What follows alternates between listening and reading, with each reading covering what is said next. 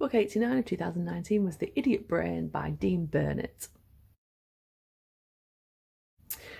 So this book was basically an overview of psychology. When I was reading it, I was thinking that I knew a lot of this stuff already, and so I think it's kind of just like it's an overview of the field. It's a neuroscientist, he's talking about it from that kind of perspective, but it is just basically psychology. So if you know nothing about psychology or you're interested in it but you don't know that much about it, then it would be worth a listen, particularly because Burnett is quite humorous.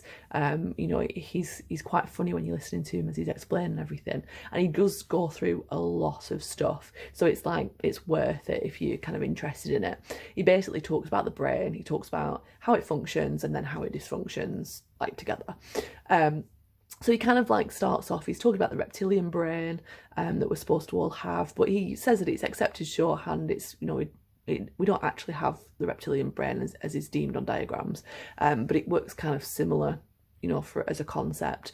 He talks about how that explains why we have difficulty with things like motion sickness, and why, even though everybody gets hungry at different times, we all kind of want lunch at 12 o'clock. He says that we use logic very sparingly and that we kind of, operate on learned associations because of our reptilian brain. I'm not going to give you the answers because you need to kind of listen to the book. Don't want to spoil it for you.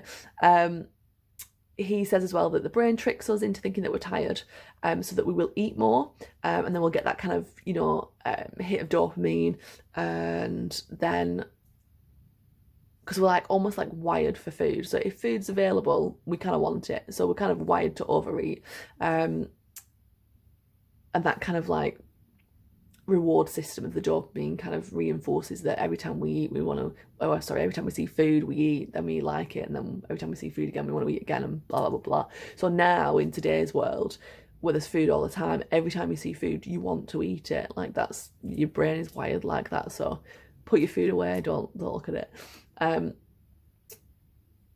He also talks about the sleep cycle, basic stuff the different stages of sleep, what REM is, so rapid eye movement. He talks about muscle atonia, which happens as you go into sleep, what sleep paralysis is. He talks about hypnic jerks. He talks about memory and about how memory's not particularly great and that we create a lot of false memories. A lot of people think that our memory is accurate, and it's really not. I was just being reminded then of somebody that I know who's I've got a really good memory and I remember everything from years ago, and I'm like, sure you do. But it talks about the fight-flight response and what that is. He talks about phobias. He talks about why our brain likes conspiracy theories. He talks about how we always focus on criticism rather than positive comments, and how that's linked to our stress response. Essentially, when somebody says something negative about us, it releases cortisol, which is stress hormone, and that kind of the reason for that is because the threat of a negative comment could challenge our social standing, and so in order to kind of self-preserve, we have that stress response, kind of either do something about it or kind of get away from the situation almost. So he kind of talks about that in more detail. He talks about intelligence and how IQ and so intelligence quotient is actually a fallacy. He talks about how it's often normalized, so the average score is 100, but then that very much is dependent on the context that you're in.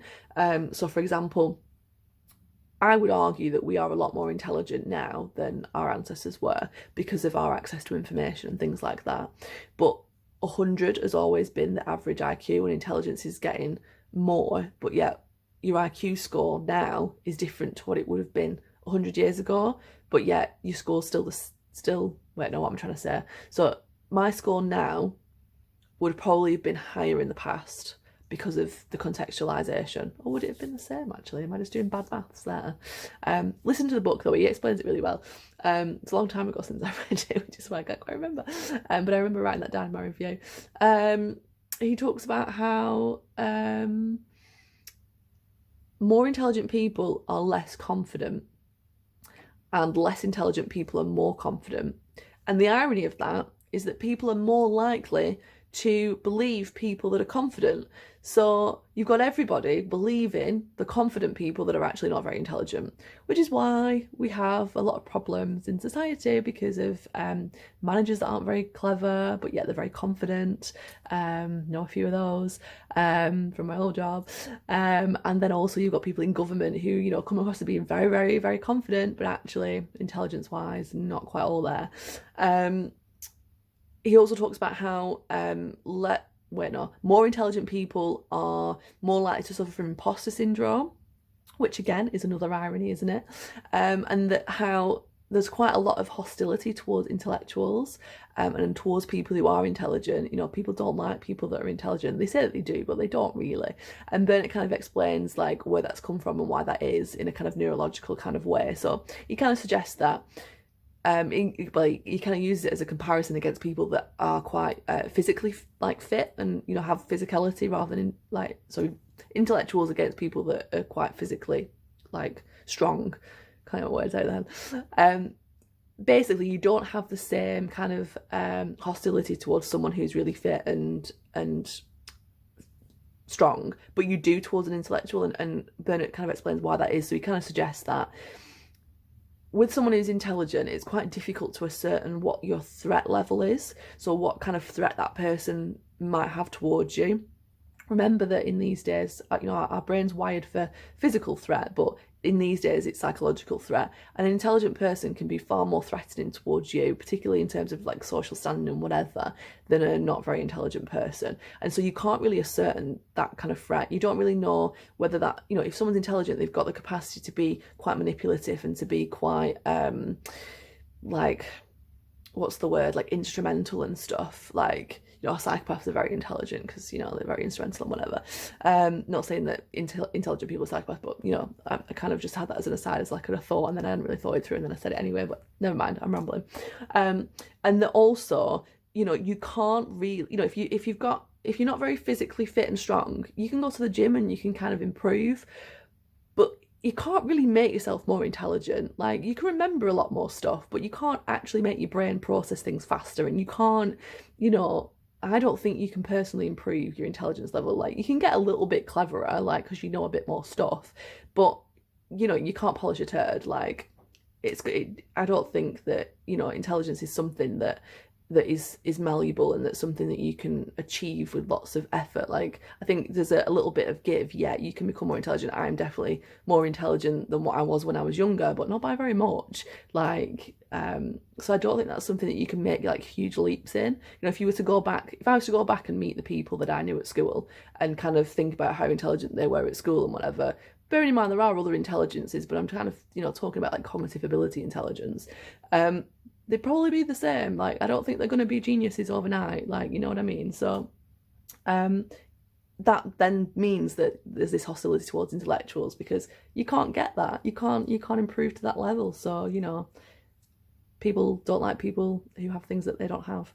And then Burnett also talks about perception and talks about optical illusions and talks about dichotic listening tasks and how the brain has kind of like an unconscious processing of information. And so kind of supports this kind of idea that, you know, we believe that we're conscious and we believe that we kind of know what's going on and stuff, but there's loads of things that are outside of our awareness, which suggests that who we think we are as a self, there's another part of our brain as well that's kind of functioning without us being aware of it. It's very interesting. He doesn't go into it, but psychology suggests that that's probably because your consciousness in your left hemisphere and your right hemisphere's there, and it's not kind of like your conscious side of yourself. Sperry does some interesting experiments, and Michael Gazzaniga, I think he's called, might be worth looking into if you're interested. Burnett also talks about personality and the Big Five, which is really famous. He talks about Maslow's hierarchy.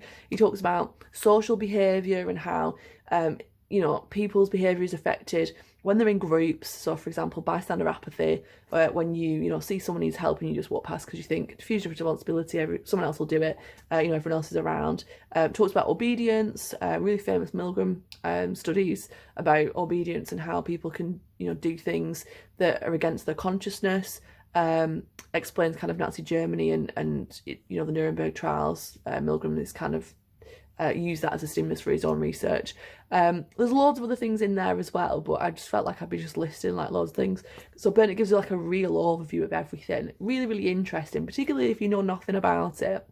Or if you've always thought that psychology and human behaviour was really interesting, the brain was really interesting, then it's worth a read. For me personally, this is kind of stuff that I used to teach at A level, so it's like a level 3. It's not really that in depth. It's not really that kind of, you know, groundbreaking stuff really, and a lot of it as well.